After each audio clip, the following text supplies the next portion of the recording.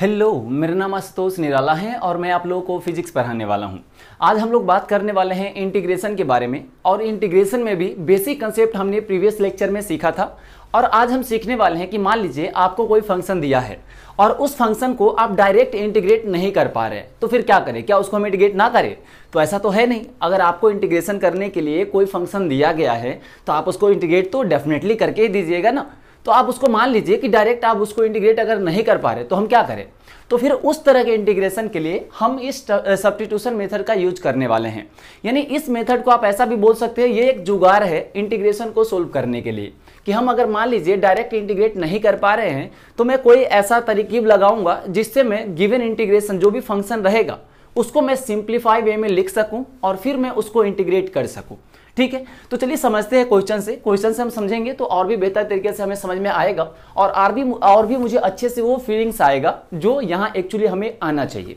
ठीक है, तो चलिए देखते हैं क्वेश्चन नंबर 1 को। देखिए, मान लीजिए आपको ये फंक्शन दिया गया है, आप क्लियर देख सकते हैं यहाँ पे दिया है x upon x square plus 1 dx। यानी हमें जो फंक्शन यहाँ है वो x upon x square plus 1 है जिसको हमें इंटीग्रेट करना है। क्या ये बात समझ में आया?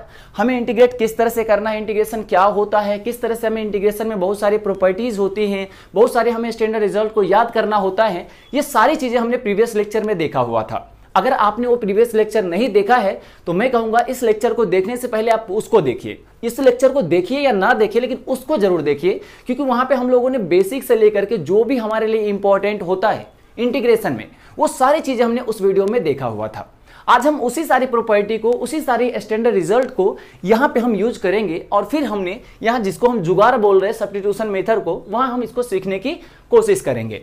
तो चलिए यहाँ पे हम देखते हैं। आप खुद ही बताइए, अगर आपने पिछले लेक्चर देखा होगा तो उसके बेसिस पे क्या आप इसको इंटीग्रेट कर पाइएगा क्या? जरा सोच के देखिए। एकदम नॉर्मल सी बात कर रहे हैं ना, अभी इंटीग्रेट करना नहीं है, बस सोचना है। तो सोचने में क्या बुराई है?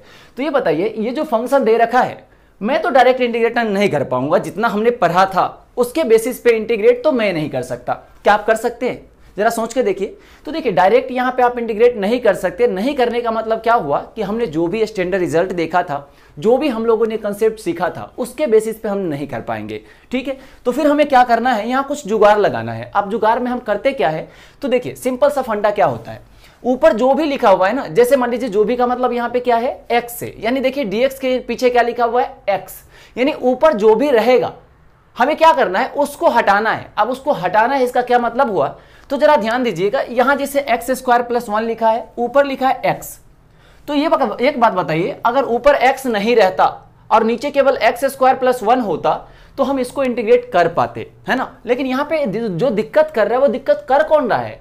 ये x दिक्कत कर रहा है ना, जो हमें डायरेक्ट इंटीग्रेट इसको करने नहीं दे रहा। इसीलिए हम चाहते हैं कि ऊपर में जो x आ रहा है वो x वहां रहे ही ना। जब x रहेगा ही नहीं तो फिर क्या करेंगे? आराम से इंटीग्रेट कर देंगे। क्या ये बात समझ में आया कि नहीं? तो इसीलिए हम चाहते हैं यहां से x को हटाए। अब x को हटाने के लिए हम क्या करेंगे? कुछ फंक्शन को सब्स्टिट्यूट करेंगे। इसीलिए इस वाले मेथड का नाम है सब्स्टिट्यूशन मेथड। क्या ये बात समझ में आया? अब वो कौन सा फंक्शन होगा? क्या हमें ऐसे ही एज्यूम करना पड़ेगा कोई फंक्शन, या हमें जो इंटीग्रेशन गिवन है उसी के अंदर में कोई ऐसा फंक्शन छुपा होगा जिसको हमें कुछ एज्यूम करना पड़ेगा? तो देखिए, यहाँ पे आपको अलग से कोई फंक्शन एज्यूम करने के लिए कोई जरूरत नहीं है। यानी जो भी इंटीग्रेशन हमें गिवन होता है उसी इंटीग्रेशन के अंदर एक ऐसा फंक्शन छुपा होता है जिसे हमें बस पहचानना होता है। अब वो कैसे पहचानेंगे वही तो हमें समझना है। तो जरा ध्यान से समझिए, हमें क्या करना है? हमें इस x को हटाना है। तो अब यहाँ पे करेंगे क्या? यहाँ पे हम क्या कर रहे हैं कि जो नीचे वाला फंक्शन है ना उसको कुछ एज्यूम कर लेते हैं। अब एज्यूम हम क्यों कर रहे हैं अभी जरा ध्यान से देखिएगा। तो मैं यहाँ पे क्या बोला कि यहाँ जो नीचे वाला फंक्शन रखा हुआ है एक्स स्क्वायर प्लस 1, इसको हम कुछ एज्यूम कर लेते हैं। कुछ एज्यूम का मतलब यहाँ वेरिएबल x है। अब मैं x नहीं ले सकता, मुझे कुछ नया वेरिएबल लेना पड़ेगा। ठीक है, तो चलिए यहाँ पे मैं ले लेता हूँ u ले लेता हूँ कि नीचे वाला जो फंक्शन है एक्स स्क्वायर प्लस 1 उसको मैंने क्या किया, एक्स स्क्वायर प्लस 1 को u एज्यूम कर लिया। जरा ध्यान से देखिएगा, ये सारा इसका सॉल्यूशन रहने वाला है। ठीक है, तो ये हमने एज्यूम किया। अब इसका क्या करना है? तो हमें इसी के हेल्प से अब ऊपर वाले x को हटा देना है, क्योंकि जैसे ही x हट जाएगा हमारा काम बन जाएगा। अब देखिए, अगर मैं थोड़ा मोटा मोटा अगर बात आपको समझाऊं तो फाइनली हमें करना क्या है? तो जो भी हमें x के फंक्शन में यहां दिख रहा है ना इंटीग्रेशन, उस होल इंटीग्रेशन को हमें इस नए वेरिएबल u के फंक्शन में ले जाना है। क्या ये बात आपको समझ में? हमने क्या बताया? जो होल सब्स्टिट्यूशन मेथड का जो ऐसा बोल सकते हो ऑब्जेक्टिव क्या है, तो इसका ऑब्जेक्टिव है कि हमने एक नए फंक्शन जो भी यहाँ नया वेरिएबल लिया है, सब्स्टिट्यूट किया है, हमें इस कंप्लीट इंटीग्रेशन को, यानी जहां जहां आपको x दिख रहा है सभी जगह हमें u टाइप को बनाना है। अब नया इंटीग्रेशन में u में बनाने वाला हूं और देखते हैं कि u में कैसा इंटीग्रेशन बनता है। तो देखिए यहां पे इसको हटाने के लिए हमें क्या करना पड़ेगा, dx को भी हटाना पड़ेगा, x को भी हटाना पड़ेगा, और नीचे तो हमने इस पूरे फंक्शन को u तो ले ही लिया, तो ये पूरा फंक्शन नीचे u बन चुका है, उसके लिए नहीं सोचना, बस हमें ऊपर x और dx को हटा देना है। अब उसके लिए हम क्या करेंगे, तो देखिए ये जो u लिया है ना, इसको हम क्या करेंगे, x के रिस्पेक्ट में इस जो गिवन फंक्शन है दोनों तरफ डिफरेंशिएट कर देंगे। अब मानिए u को जब x के रिस्पेक्ट में डिफरेंशिएट करेंगे तो यहाँ क्या बनेगा, du बाई dx बनेगा, क्योंकि ये कैंसिल तो होगा नहीं। समझ में आएगी नहीं, हमने बहुत अच्छे से डिफरेंशिएशन सीखा था, आप बिल्कुल कंफ्यूज मत होइएगा। ये बताइए एक्स स्क्वायर का डिफरेंशिएशन x के रिस्पेक्ट में कितना होगा, तो पावर को नीचे किया और फिर पावर में से -1 किया, 2x हो गया। ये 1 है तो उसका तो कांस्टेंट का इंटीग्रेशन 0 होता है, ये अकेला है ना कांस्टेंट, तो 0, ठीक है, उतना समझाने की जरूरत नहीं है। अब बताइए हमें क्या करना है, यहाँ से x dx को हटाना है ना, तो जरा dx को इधर ले जाइए, देखिए जादू होगा, जरा देखिएगा ध्यान से, एकदम से जादू होगा, आपको पता भी नहीं चलेगा, x dx। अब जरा ध्यान से देखिए यहाँ पे जो लिखा हुआ x dx, क्या यही x dx यहाँ भी है? हाँ बिल्कुल है, नया नहीं है ना, ये जो x dx है यही x dx यहाँ भी है, तो अपना काम हो गया ना। अब पूरा फंक्शन को हमें क्या करना है, u के वेरिएबल में ले जाना है। तो यहाँ से x dx अगर मैं निकालूं तो x dx जो बनेगा, 2 को जरा इधर लाइए, तो यहाँ से बनेगा du डिवाइडेड बाई 2। क्या ये बात आपको समझ में आया? अब हम क्या करेंगे, जो इंटीग्रेशन था उसको अब नया वेरिएबल u के टर्म में लिखेंगे। कैसे, तो देखिए ऐसे, अब i लिखा, यहाँ इंटीग्रेशन ये तो रहेगा ही रहेगा। अब x dx को हम किससे रिप्लेस कर देंगे, तो x dx को du बाई 2 से रिप्लेस कर देंगे। तो यहाँ हम ऊपर लिखते हैं du बाई 2, ठीक है, बिना सोचे समझे बस लिखते चले जाइए। नीचे x स्क्वायर प्लस 1 है, इसको हमने क्या एज्यूम किया था, u, तो इसीलिए हमने नीचे लिखा u। तो आप देखिए जरा होल इंटीग्रेशन जो हो गया वो इंटीग्रेशन 1/2u इंटू du। जरा ध्यान से देखिए कितना सही इंटीग्रेशन बना, एकदम आसान बन गया कि नहीं। अब ये 2 कांस्टेंट है, हमने पहले भी बात किया, जो कांस्टेंट होता है उसको इंटीग्रेशन से आप बाहर निकाल सकते हैं, तो 1/u du ये बना कि नहीं। अब जरा ध्यान से देखिए 1/u का अब u के रिस्पेक्ट में इंटीग्रेशन करना है। आपको याद होगा हमने स्टैंडर्ड एक रिजल्ट लिखा था, 1/x का इंटीग्रेशन ln x होता है, तो वही तो है 1/u का ln u। तो यहाँ से 1/2 का एज इट इज रहेगा, इसका ln u, और ये इंडेफिनेट है तो प्लस c भी होगा। अब देखिए हमें क्या करना है, final integration ln u plus c आ गया, ये आंसर है। लेकिन थम जाइए, हमारा जो फंक्शन था वो x में था ना, लेकिन हमने तो u में लेके आ गया आंसर, u में थोड़ी होगा ऑप्शन में। तो हमें क्या करना है, जहां u है वहां फिर से हमें जिसको हमने u लिया था उससे रिप्लेस कर देना है वापस से फिर से, ठीक है। तो यहां से जो इंटीग्रेशन बना, यहाँ पे 1/2 तो रहेगा, और ln तो ln है, और u की जगह क्या रखना है आपको, जो हमने एज्यूम किया था, जो कि x स्क्वायर प्लस 1, ठीक है, और उसके बाद प्लस c, यानी जो फाइनल आंसर आया यहाँ पे वो ये आ गया। क्या इसमें किसी को डाउट है क्या? बिल्कुल, इसमें डाउट होना भी नहीं चाहिए आपको, ठीक है। तो अब देखिए इसमें हमने किया क्या, अगर मैं मोटा मोटा फिर से अगर मैं आपको थोड़ा ओवरव्यू दूं कि मैंने किया क्या इसमें, तो सिंपल सा सॉल्यूशन ही किया है ना। अब समझते हैं आखिर किया क्या। देखिए हमने क्या किया, जो ऊपर वाला फंक्शन था x dx, दिक्कत हमारे x कर रहे थे, तो हमें इसको हटाना है। अब देखिए इसको हटाने के लिए जैसे एक दो बार आप क्वेश्चन कर लीजिएगा तो आपको खुद ही आइडिया लगने लग जाएगा। तो हमें एक ऐसे फंक्शन को u लेना है जिसका डिफरेंशिएशन करने से ऊपर वाला फंक्शन पूरा हट जाए dx के साथ। अभी हमने क्या बताया कि हमें एक ऐसे फंक्शन, गिवन फंक्शन में ही, हमें अलग से नहीं कोई फंक्शन एज्यूम करना है, जो इंटीग्रेशन गिवन है उसके अंदर ही एक ऐसा फंक्शन लेना है जिसको u एज्यूम करना है, जिसको डिफरेंशिएशन करने से ऊपर वाला जितना भी गिवन होगा वो पूरा का पूरा बन जाए, जैसे ये बन गया। फिर हम जैसे उसको एज्यूम करेंगे, फिर उसको x के रिस्पेक्ट में डिफरेंशिएट करेंगे, और फिर गिवन ऊपर जो भी रहेगा उसको हम फिर u के टर्म में रिप्लेस कर देंगे, जैसा हमने यहां पे किया है। और फिर ये सारे वैल्यू को यहां पे रखेंगे, और जो इंटीग्रेशन x में था वो सारे के सारे इंटीग्रेशन को हम u में कर देंगे। और देखिए सिंप्लीफाई एकदम आराम से कर सकते हैं। और फिर फाइनल इंटीग्रेशन करने के बाद जिसको हमने सब्स्टिट्यूट किया था, जिसको हमने u एज्यूम किया था, वो फिर से u के जगह पुट कर देंगे। क्या फाइनल आंसर आ गया? देखिए कितना सही से, कितना आसान सा मेथड है। अब देखिए हो सकता है आपको हार्ड लगा हो, लेकिन ठीक है, ये स्टार्टिंग है इसलिए स्टार्टिंग में सब कुछ हार्ड लगते हैं, लेकिन ठीक है, अभी हम 5-7 एग्जांपल करेंगे, आपको 110% डाउट क्लियर हो जाएगा। क्या ये क्लियर हुआ? अब चलिए आप तो खुद भी सोच सकते हैं, अब थोड़ा बहुत तो माइंड आपका लगना स्टार्ट हो चुका होगा, है ना, बस थोड़ा बहुत 10-5% चलाइए, अभी बहुत एग्जाम्पल करेंगे, आपको 110% अपने आप ही ये चलने लग जाएगा भेजा। समझ में आया कि नहीं? तो अब चलिए यहाँ देखते हैं। अब बताइए सिंपल सा मेथड, क्या इसको आप डायरेक्ट इंटीग्रेट कर पाइएगा? क्या नहीं कर पाइएगा। तो फिर हमें क्या करना होगा, तो हमें इसी मेथड को यानी जुगाड़ को, सब्स्टिट्यूशन मेथड का यूज करना होगा।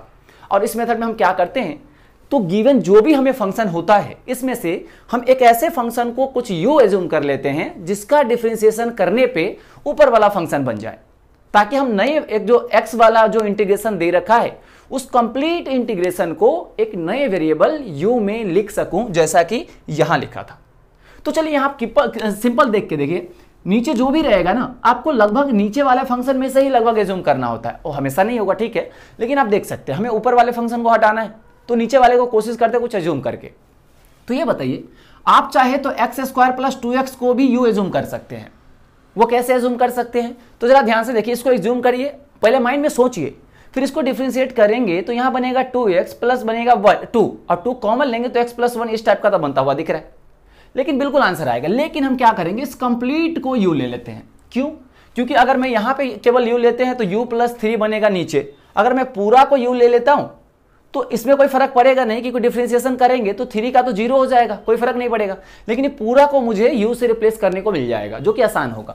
तो इसीलिए मैं क्या करता हूं, एक नए फंक्शन u को x² + 2x + 3, आपको ऐसे फंक्शन यहां से पिक करना है जिसका डिफरेंशिएशन ऊपर वाले के इक्वल हो जाए, बस इतना ध्यान लगाना है, ठीक है। फिर इसको क्या करेंगे, u x के रिस्पेक्ट में दोनों तरफ डिफरेंशिएट कर देंगे सिंपली। तो यहां से 2x + 2 बनेगा और ये 3 का तो 0 हो जाएगा। फिर dx को उधर ले जाएंगे, 2 को कॉमन निकालिए, चलिए निकाल देते हैं।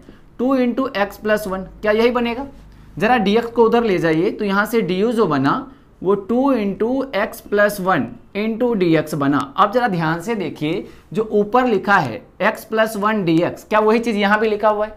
तो बिल्कुल लिखा हुआ है भैया। तो इसको हम क्या करेंगे, कॉमन ले लेंगे यहां से और 2 को इस तरफ ले जाकर डिवाइड कर देंगे। x + 1 dx = 1/2 du।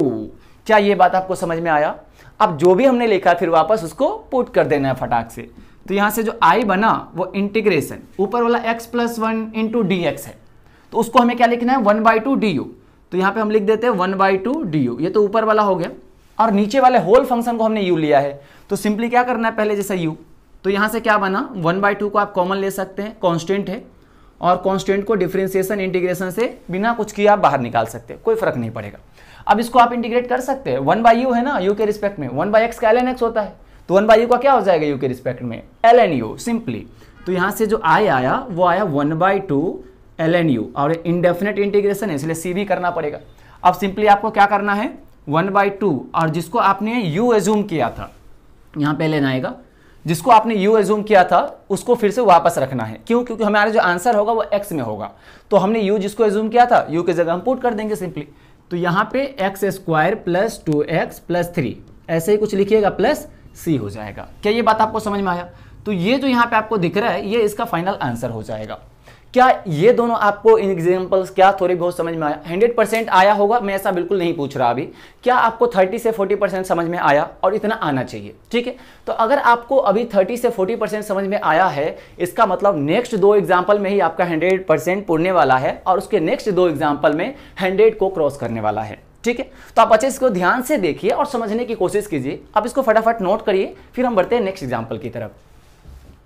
अब चलिए हम लोग बढ़ते हैं एग्जाम्पल नंबर 3 और 4 की तरफ, और जो भी थोड़ा बहुत कंसेप्ट बचा हुआ रह गया होगा समझने में, उसको हम और भी अच्छे से समझने की कोशिश करते हैं। चलिए यहाँ पे एग्जाम्पल नंबर 3 में दे रखा है कि integration x dx divided by √x² + 1। हमें इस तरह का कुछ फंक्शन दे रखा है और इसको इंटीग्रेट करना है। अब ये फंक्शन देख के बताइए, क्या इसको आप डायरेक्ट इंटीग्रेट कर पाइएगा जितना आपने अभी सीखा है? अगर मैं इस मेथड को छोड़ दूँ तो नहीं कर पाइएगा। इसीलिए हम फिर अब जुगाड़ वाले मेथड, जिसको हम सब्स्टिट्यूशन मेथड बोल रहे हैं, इस मेथड की हेल्प से फिर इसको सोल्व करेंगे।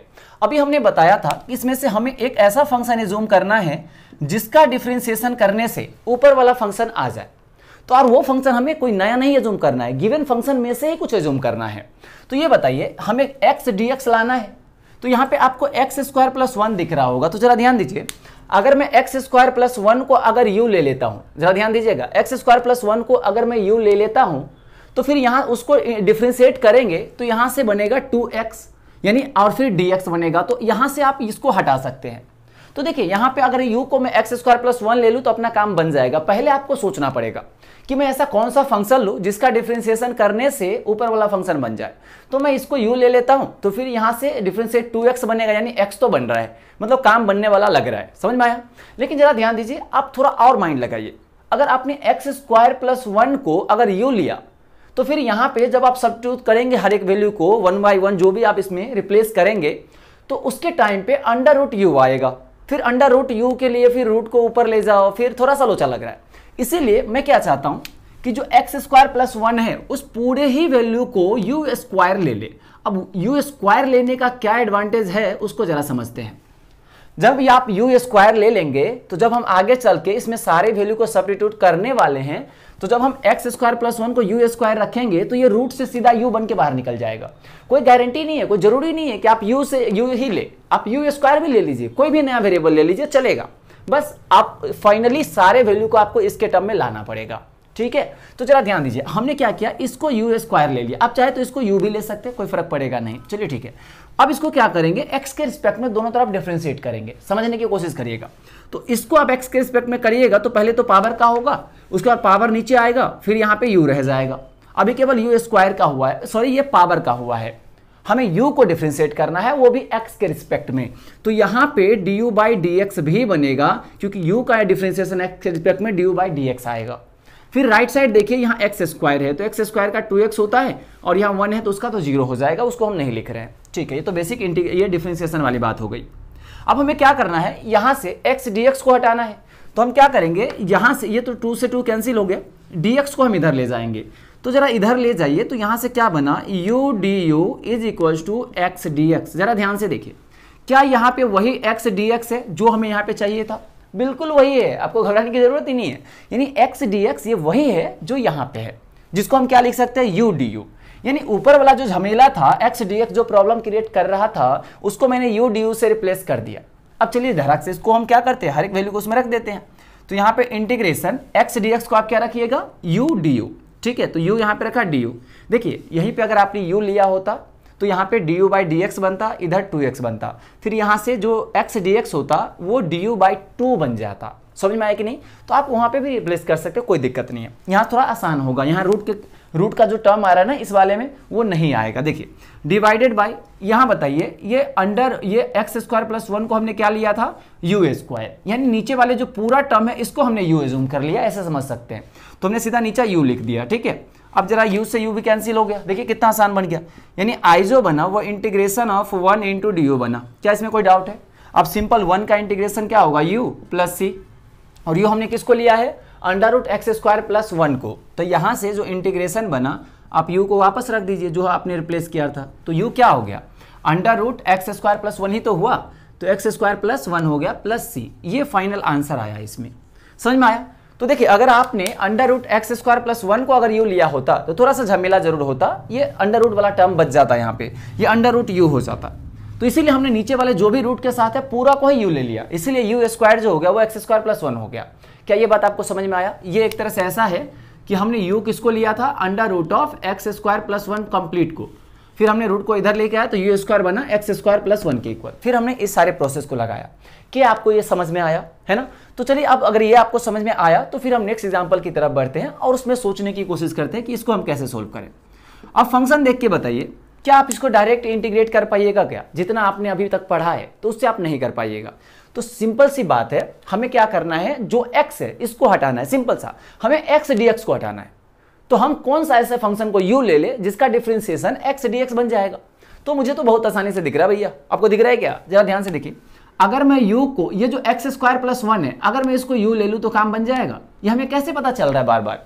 तो हम बार बार इसलिए ऐसे पता चल रहा है, माइंड में ही डिफरेंशिएट करके देख ले रहे हैं कि अच्छा एक्स स्क्वायर है, एक्स स्क्वायर का डिफरेंशिएशन करेंगे तो 2x बनेगा, यानी x तो बन रहा है, हमें x चाहिए भी, तो इसलिए हमने क्या किया, इसको पूरे को u ले लिया, ऐसे आइडिया लगता है। तो चलिए इसको डिफरेंशिएट करते हैं x के रिस्पेक्ट में। तो du by dx is equals to 2x बना, और फिर यहाँ से अगर मैं अगला स्टेप लिखूँ तो यहाँ से dx को इधर ले जाइए, तो यहाँ से du जो बना वो x नहीं, पहले 2 आएगा, 2x इंटू dx। फिर यहाँ पे हमें क्या चाहिए था, x। आप देखिए यहाँ पे जो x dx है ये वही तो है, ये देखिए x और dx, इसको रिप्लेस कर सकते हैं किससे? तो 2 को जरा इधर लेके आइए, तो यहाँ पे x dx जो बनेगा वो बनेगा du/2 से। यानी यहाँ पे जो x dx है दोनों को एक साथ आप किससे रिप्लेस कर सकते हैं, du/2 से। समझ में आया? फिर चलिए इसको हम फटाफट नए इंटीग्रेशन में सोल्व करते हैं। यानी हमें जिसके, देखिए यहाँ पे जो भी हम सब्स्टिट्यूट कर रहे हैं ना, हमें इस इंटीग्रेशन को उस वेरिएबल के टर्म में बनाना होता है फाइनली, ठीक है। तो यहाँ पे बताइए, यहाँ पे हम सिंपली लिखते हैं, सबसे पहले साइन लिखते हैं, क्योंकि साइन को तो हमने कुछ लिया नहीं था, तो साइन एज इट इज रहेगा। x² + 1 को हमने u लिया है, तो यहाँ पे बन जाएगा साइन u, ठीक है। और x dx किससे रिप्लेस हो जाएगा, du/2 से। तो यहाँ पे लिखा du/2। जरा ध्यान से देखिएगा, कोई कंफ्यूजन नहीं है। हमने x² + 1 को u लिया, फिर हमने x के रिस्पेक्ट में डिफरेंशिएट किया और यहाँ से x dx निकाला जो कि du/2 आया, और यहाँ से x dx को एक साथ लिया और उसको du/2 से रिप्लेस कर दिया। और ये साइन तो एज इट इज है, इसको हमने छुआ तक नहीं है, और x² + 1 है, उसको u लिखा, तो फिर हमने वापस यहाँ पे u रख दिया। अब चलिए ये 2 कांस्टेंट है, बाहर निकाल लीजिए।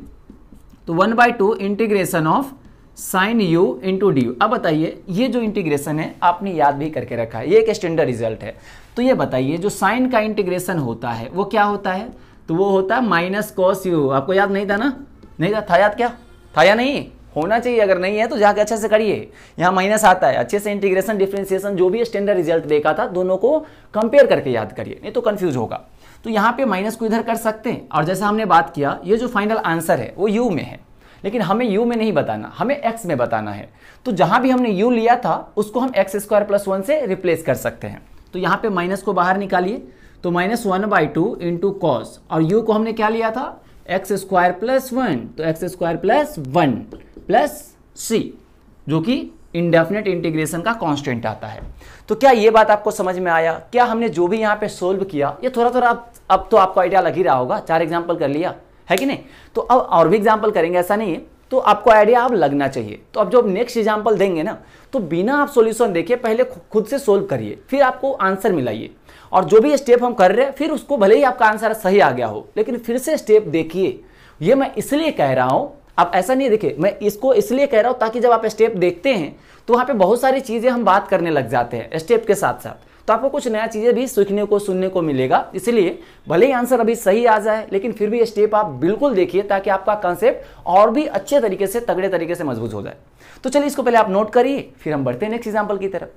अब चलिए हम लोग देखते हैं नेक्स्ट एग्जाम्पल की तरफ, जो एग्जाम्पल आपको कभी कभी पागल भी बनाता है। अब पागल देखिए किस तरह से बनाता है, यानी ये tan x और यहाँ पे जो cot x लिखा हुआ है ना, जैसे हम लोग देखते हैं तो हमें तो पहले से ही ये लगने लग जाता है, अरे ये तो स्टैंडर्ड रिजल्ट है, ये तो हम याद रखते हैं। लेकिन आप ये भूल जाते हैं कि ये स्टैंडर्ड रिजल्ट हमें डिफरेंशिएशन में याद होता है, ना कि इंटीग्रेशन में याद होता है। यानी tan x और cot x का हम लोग डिफरेंशिएशन वाले फंक्शन को याद रखते हैं, ना कि इंटीग्रेशन वाले को, है ना। तो इसलिए हमें ये लगता है कि यार इंटीग्रेशन, तो वहां पे हम क्या करते हैं, इंटीग्रेशन में भी डिफरेंशिएशन वाले वैल्यू रख देते हैं, और ये भूल ही जाते हैं यार ये तो इंटीग्रेशन नहीं डिफरेंशिएशन था।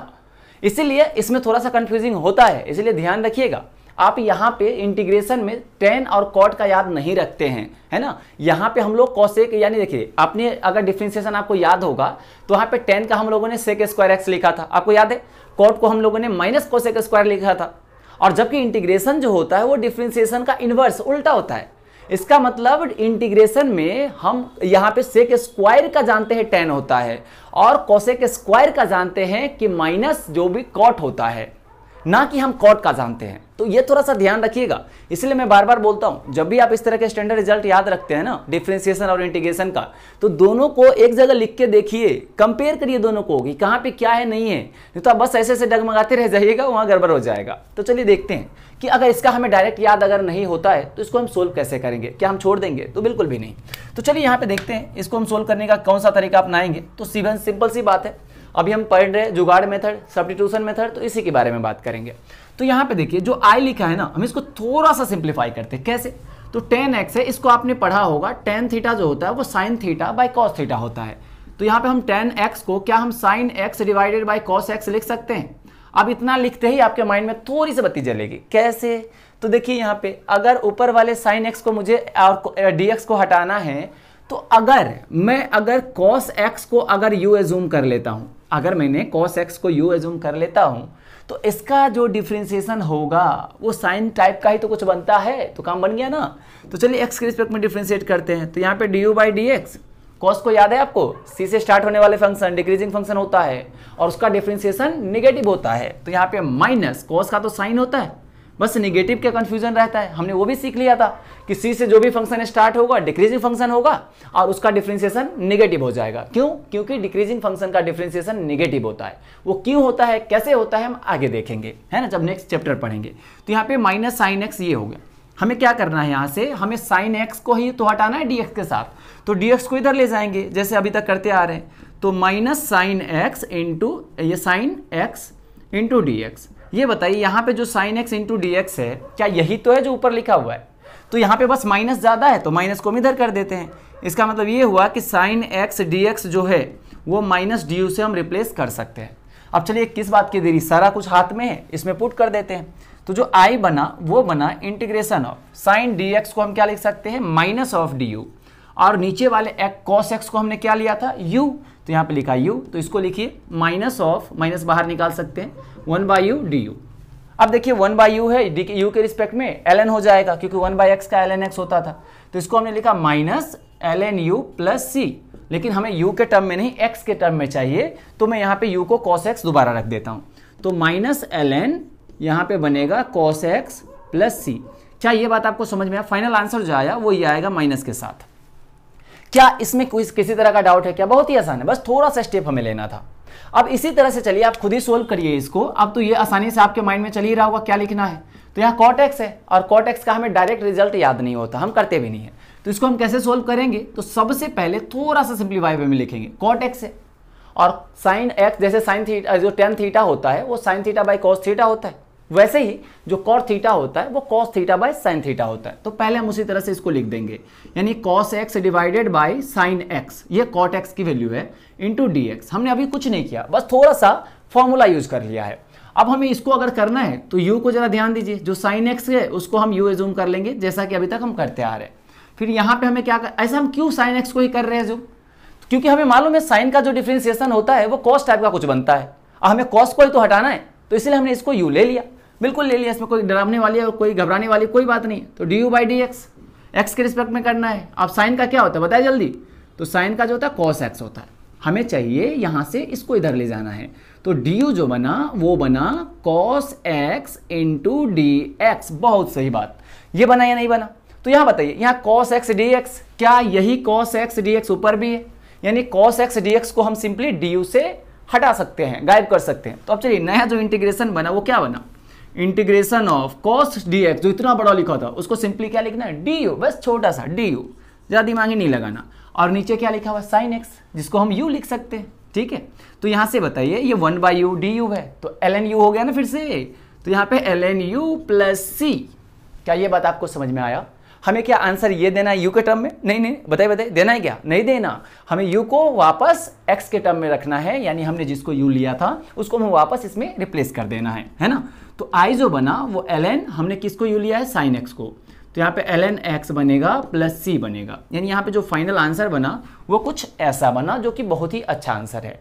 क्या ये बात आपको समझ में आया? क्या हमने अभी तक जो भी सब्स्टिट्यूशन मेथड में समझाया है, क्या आपको जुगाड़ मेथड समझ में आया? जुगाड़ क्या लगाना जान रहे हैं आप, कैसे लगाएंगे? ठीक है, तो देखिए अभी तक हमने बेसिक एग्जांपल लिए हैं, अब थोड़ा सा सही एग्जांपल लेते हैं, 2 एग्जांपल और लेते हैं ताकि आपके अंदर थोड़ा भी डाउट नहीं होना चाहिए। मकसद एक ही है, आपको चीज़ें समझ में आनी चाहिए। अगर मैं पढ़ा रहा हूँ, अगर आपको समझ में नहीं आ रही है तो मैं भगा रूँ, जल्दी जल्दी 1-2 एग्जाम्पल करवा कर निकल जाओ, कोई फायदा नहीं होने वाला है। भर के आप प्रैक्टिस करिए ताकि जो आप पढ़ रहे हैं उससे कभी भी सपने में क्या, जब भी आप सोल्व करें एग्जाम्पल, कभी भी किसी तरह का एग्जाम्पल आपसे गलत ना हो, ठीक है। तो इसकी गारंटी तो मैं दे ही रहा हूं ना कि जितना मैं करवा रहा हूं उतना आप करते जाइए, आपसे गलती नहीं होगा। बस जितना कह रहे हैं आप उतना करते जाइए। चीजें याद रखने के लिए बोल रहे हैं तो याद होना चाहिए, अगर याद नहीं होगा तो फिर मैं वहां पे आपका कोई हेल्प नहीं कर सकता, क्योंकि बहुत सारी चीजें होती हैं जो हमारे मेमोरी बेस्ड पे होती है।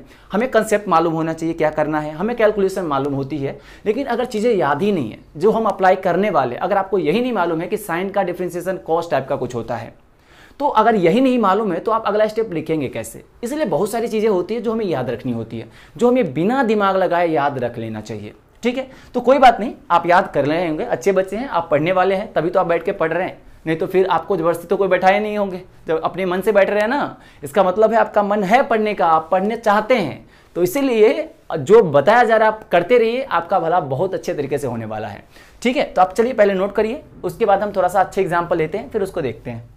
अब चलिए हम लोग नेक्स्ट एग्जाम्पल की तरफ बढ़ते हैं। और देखिए पहली बात तो एग्जाम्पल देख के आपको बिल्कुल डरना नहीं है ना। और मैं कहूँगा आप आगे सोल्यूशन देखने से पहले आप खुद अपना ट्राई कर ले। अगर नहीं बनेगा तो फिर मैं हूँ ना, बताने वाला तो वही सही, तो फिर आप देख लीजिएगा, लेकिन पहले अपना माइंड लगाइए। चलिए आगे बढ़ते हैं। यहाँ देखिए फंक्शन कुछ डरावना शायद तो जरूर से दिख रहा होगा, बड़े बड़े से फंक्शन एकदम दिख रहा होगा कि कैसे इंटीग्रेट करें, लेकिन आप थोड़ा सा दिमाग लगाइएगा तो ये बहुत बड़ा भले ही दिख रहा है, लेकिन है नहीं, बस आपको सोचने की देरी है। कैसे? तो चलिए थोड़ा सा मैं आपको हेल्प करूंगा, बाकी आप हमसे ज़्यादा आप दिमाग अपना लगाइए और सोचने की कोशिश कीजिए। मैं थोड़ा सा हिंट देता हूँ। ये बताइए मुझे क्या करना है, ये बताइए अगर मैं कुछ ऐसा जुगाड़ लगाऊं जिससे cos x और dx हट जाए, क्योंकि डायरेक्ट तो मैं इंटीग्रेट नहीं कर सकता, इसके लिए कोई मैं फॉर्मूला नहीं रटा हुआ है, तो मुझे कुछ सोचना ही पड़ेगा। तो मैं अगर कुछ ऐसा जुगाड़ लगाऊं जिससे cos x dx हट जाए तो काम बन जाएगा। और cos x हटाना है, इसका मतलब यहां मुझे sin x भी दिख रहा है, तो अगर मैं sin x को अगर u ले लेता हूं तो sin x का डिफरेंशिएशन cos x बनेगा। और फिर जैसे ही cos x बना मतलब हमें वहां से थोड़ा बहुत रास्ता दिख रहा है ना, तो चलिए देख लेते हैं। जितना दूर रास्ता दिखे उतना चलिए, वहां जब चल के जाएंगे तो वहां के आगे के रास्ते अपने आप दिखने लग जाएगा। तो हमें बस ये दिख रहा है कि sin x को अगर मैं u ले लेता हूं तो sin x का डिफरेंशिएशन cos x बनेगा, और हमें cos x को भी हटाना है। तो यहां तक तो दिखा सही, आगे बढ़ते हैं, हो सकता है अगला रास्ता और भी आसानी से दिख जाएगा। तो यहाँ u को हम क्या करेंगे, sin x को u एज्यूम कर लेंगे, और जैसा कि अभी तक बोला था कि जिसका फंक्शन हो x का, उसके रिस्पेक्ट में आपको इसको डिफरेंशिएट करना है। तो du बाई डी एक्स, यहाँ पे साइन का क्या होता है डिफरेंशिएशन, cos x। ये सारी चीज़ आपको याद होनी चाहिए। यहाँ से बताइए जो du है वो dx को इधर ले जाइए, तो यहाँ पे क्या बनेगा, cos x into D x. क्या ये बात समझ में आया? जरा ध्यान से देखिए इस cos x dx को, क्या ये cos x और dx यही तो लिखा है, तो काम हो गया ना। cos x और dx को क्या लिख सकते हैं आप, सिंपली du। यानी जो नया इंटीग्रेशन बना, नया इंटीग्रेशन जो बना उसमें cos x dx को मैं du लिख सकता हूं। और यहाँ साइन है, साइन को मैंने छुआ भी नहीं, छुआ है क्या आपने? नहीं छुआ ना, पाप लगेगा, बिल्कुल छुएगा भी मत। साइन जैसे है वैसे ही रखना है, हमने इसको कुछ नहीं किया। तो साइन ऐसे के ऐसे, बस इस अंदर के साइन x को हमने u ले लिया, तो साइन तो है ही सही, और ये अंदर u बन जाएगा साइन u।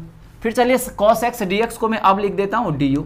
देखिए नया जो इंटीग्रेशन बना ना वो कितना सही सा आसान सा बना कि नहीं, बस थोड़ा सा स्टेप लेना था हमें। अब चलिए इसको आराम से हम कर सकते हैं। साइन है तो साइन का क्या होता है, इंटीग्रेशन करना है। अब साइन का कॉस मत कर दीजिएगा, इंटीग्रेशन में माइनस होता है ना, तो जरा ध्यान से चलिएगा, नहीं तो जल्दीबाजी में यही सब मिस्टेक होती है। अब u में हमें आंसर तो देना नहीं है, हमें आंसर किस में देना है, तो x में। तो हमें u किसको लिया था, sin x को, तो हमें वापस क्या करना है, x u जहां भी दिख रहा है वहां पे sin x रख देना है। तो cos ऑफ यहाँ क्या बन जाएगा, sin x प्लस c। क्या ये बात आपको समझ में आया? यानी फाइनल जो आंसर आया वो कुछ इस तरह से आपको देखने को मिल रहा होगा। क्या इसमें किसी तरह का डाउट है? होना भी नहीं चाहिए। अब चलिए आगे बढ़ते हैं, और यहाँ पे इस वाले फंक्शन को आप जरा ध्यान से देखिए, यहाँ पे कुछ ज़्यादा ही डरावना लग रहा है, लेकिन जितना डरावना है ना उतने ही आसान है। अब देखिए ऐसा जब भी कुछ दिखे ना तो कुछ आपको सब्स्टिट्यूशन मेथड के बारे में जरूर एक बार सोचना चाहिए, जो कि जुगाड़ हम बोल रहे हैं। ये बताइए मुझे क्या करना है, अगर मुझे इसको रिप्लेस करने के लिए मिल जाए, जरा ध्यान दीजिए, मैं ऊपर वाले इसको हटाना चाहता हूँ। अब वो हटाएगा कैसे, नीचे वाले फंक्शन के हेल्प से। अब देखिए जब हमने कैसे एक बार में सोच लिया, तो जब आप भी प्रैक्टिस करिएगा ना, जैसे आपने अभी 8वां एग्जाम्पल कर रहे, तो अब थोड़ा थोड़ा आपको भी आइडिया लगने लग गया होगा हमें कैसे सोचना है। ठीक है, तो टेंशन मत लीजिए, बस आप फोकस करिए थोड़ा बहुत समझने की। तो हम क्या कर रहे हैं, अगर नीचे वाले को अगर मैं u ले लूँ, तो पहले लेने से पहले सोचिए कि इसको लेना पड़ेगा u, इसका मतलब इसको डिफ्रेंशिएट करना पड़ेगा, और इसको डिफ्रेंशिएट करने का मतलब हुआ कि 3x² बनेगा, 3 से 3 कैंसिल, यानी x² तो यहाँ बनेगा, ये भी 2 नीचे, x तो बन रहा है, यहाँ भी 1। अरे काम तो बन रहा है, ये तो जो हमें चाहिए वैसे ही कुछ बन रहा है ना, बिल्कुल बन रहा है, मुबारक हो आपको, है ना, वही लेना है। तो u इज टू जो नीचे है हम वो एज्यूम कर लेंगे, यानी एज्यूम करने से पहले आपको सोचना है कि क्या उसका डिफरेंशिएशन ऊपर वाले फंक्शन कुछ बन रहा है क्या, तो बिल्कुल बन रहा है। कैसे बन रहा है, तो हमें x के रिस्पेक्ट में इसको डिफरेंशिएट करना बहुत ही प्यार से। कैसे, बहुत प्यार से। अब बताइए ये यहाँ पे सॉरी x² नहीं, यहाँ पे x³ होगा। ठीक है, अब यहाँ 3 एज इट इज रहेगा क्योंकि कांस्टेंट है। ये x³ का इंटीग्रेशन क्या बनेगा, 3x²/3, उसके बाद प्लस x² का क्या बनेगा, 2x/2। देखिए मैं डिफरेंशिएशन पे बहुत फोकस नहीं कर रहा हूँ क्योंकि आपको आता होगा। x का 1, ठीक है, यहाँ 2 से 2 बहुत ही प्यार से देखिए काटिए, बट प्यार से काटिए, है ना, एकदम गुस्से में नहीं काटना है इसको, एकदम प्यार से काटिए, आराम से सोल्व होगा।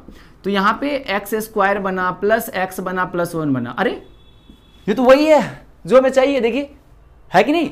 तो हमें क्या करना है, अब dx को इधर ले जाना है, तो हम du इक्वल टू क्या लिख सकते हैं, x² प्लस x प्लस 1। बहुत सही, यहाँ पे dx।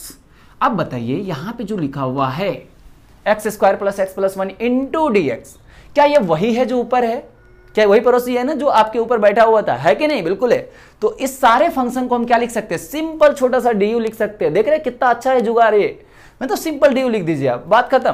तो नया जो इंटीग्रेशन, यानी चलिए इसको मैं आई लिख देता हूं। तो जो नया इंटीग्रेशन बना, उस नए इंटीग्रेशन को मैं किस तरह से लिखने वाला हूं? तो ऊपर जो लिखा है उसको सिंपली डी यू लिखने वाला हूं, क्योंकि यहां से हमें दिख रहा है कि हम सिंपली इतने बड़े फंक्शन को छोटे से रिप्लेस कर सकते हैं। बिल्कुल कर सकते हैं। इंटीग्रेशन डी यू बन गया डिवाइडेड बाय, नीचे जितना दिख रहा है सबको हमने यू ले लिया, तो सिंपल यहाँ पे यू लिख देंगे। देखिए कितना आसान छोटा सा फंक्शन बन गया। इतना डरावना था, इतना छोटा है, समझा कि नहीं? तो यहाँ से डी यू बाई यू है, अब 1 बाई एक्स का ln x होता है, तो आपको बिना सोचे समझे यहाँ पे ln u लिखना है प्लस c लिखना है, इंटीग्रेशन जो कांस्टेंट होती है वो, ठीक है। तो यहाँ पे आई। अब बताइए, ये आंसर तो आपको बताना नहीं है। क्यों नहीं बताना? क्योंकि जो फंक्शन x में है तो हमें आंसर भी x में देना होगा। तो हमने जिसको भी u लिया था, यहाँ इस u को उससे रिप्लेस कर देंगे।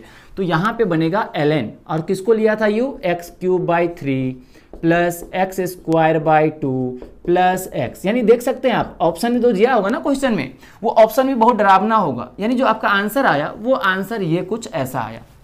जरा ध्यान से देखिए और फिर देखिए कि क्या हमें कहीं डाउट है क्या?